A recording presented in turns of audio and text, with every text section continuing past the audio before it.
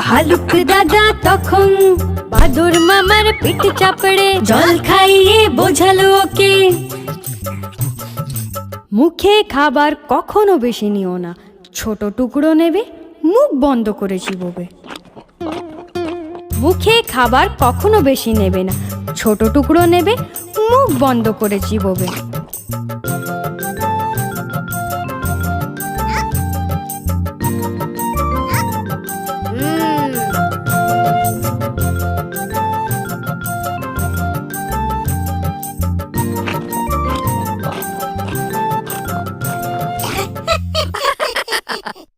আমি বান্দর মামা হব না, আমি ছোট টুকরোই নেব আর মুখ বন্ধ করেই চিবোবো আর খাবার না ফেলার চেষ্টা করব।